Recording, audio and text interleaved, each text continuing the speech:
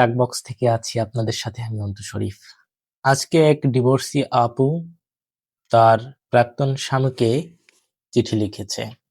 আপুটি নাম প্রকাশে অনিচ্ছুক, তবে যাকে উদ্দেশ্য করে লিখেছেন তার নাম হচ্ছে আকাশ।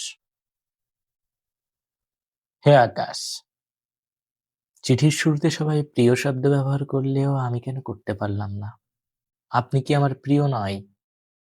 তুমি থেকে কেন আপনিতে চলে যাওয়া লাগলো?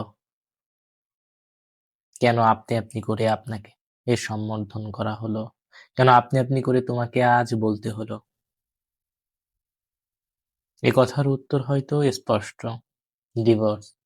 ডিভোর্স পেপারে স্বাক্ষর করা। আমি তো করতে চাইনি, আপনি আমাকে বাধ্য করেছিলেন করতে। ডিভোর্স হওয়ার পরেও আমি আপনাকে অনেকবার ভেবেছি। ডিভোর্স হওয়ার আগে আপনাকে আমি অনেকবার সুযোগ দিয়েছি, অনেকবার আপনার ভুলগুলোকে শুধরে দেওয়ার চেষ্টাও করেছি, কিন্তু আপনি ভুলগুলো শুধরান নাই। আপনি বারবার একই গতিতে একই ধারায় ভুল করে গিয়েছেন। আমি নিরুপায়। আমি জানি আপনি আমাকে ভালোবাসেন কি বাসেন না, এ প্রশ্ন আমার কাছেও জানা নেই। কিন্তু এতটুকু জানি যে আমার অনুপস্থিতিতে আপনি কান্না করবেন। আমার অনুপস্থিতিতে আপনি হয়তো অন্য কারোর আশ্রয় খুঁজবেন, কিন্তু পাবেন না আমার মতো। আমি জানি ডিভোর্স হওয়ার পর মানুষ অশান্তিতে ভোগে। আজকে আমিও তার ব্যতিক্রম নই। হয়তো আমার কখনো কথা ছিল না ডিভোর্স হওয়ার, কখনো কল্পনাও করিনি যে ডিভোর্স হবে। জীবনের শুরু থেকে স্বপ্ন দেখতাম একটা সুখের সংসার হবে। জীবনের শুরু থেকে স্বপ্ন দেখতাম একটা শান্তির ঘর হবে।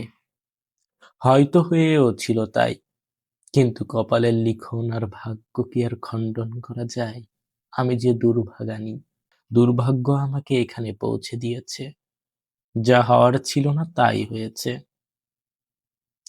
ডিভোর্স পেপারের স্বাক্ষর আমাকে আজীবনের তরে কলঙ্কিত করে রেখেছে। কলঙ্কিত এক অধ্যায় আমাকে ভাসিয়ে দিয়েছে। আপনার এখানে দোষ আছে কিনা জানি না, আমিও আমাকে দোষী করতে চাই। নিজেকে নির্দোষ বলে আমি আমার ভাগ্যকে অস্বীকার করতে পারবো না। আবার আপনাকে দোষী করেও আমি আমার ভাগ্যকে তুচ্ছ-তাচ্ছিল্য করতে পারবো না। সবকিছুই আমার ভাগ্য। আমি জানি আমি যতটা না কষ্ট পেয়েছি তার থেকে বেশি কষ্ট আপনি পেয়েছেন। কারণ রাত জেগে আপনার জন্য এখন আর কেউ অপেক্ষা করবে না। এখন আর কেউ আপনার বকুনি খাবে না। আপনি আর ইচ্ছামতো কাউরে বকা দিতে পারবেন না।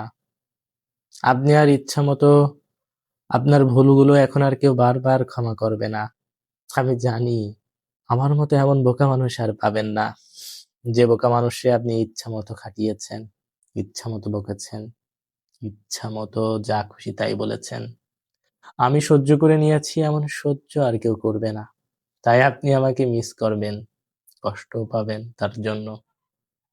আমার আফসোস হয়, এত ভালোবাসার পরেও, এত ভালো থাকার চেষ্টা করেও এই সংসারে থাকতে পারলাম না। সংসারটা ধরে রাখতে পারলাম না। সংসারটা গোল্লায় গেল। খুব স্বাদের ছিল সংসারটা, খুব আহ্লাদের ছিল। খুব মিস করি আমিও। ভালো ভালো থাকবেন নতুন জীবনে নতুন কাউকে নিয়ে। আল্লাহ হাফেজ।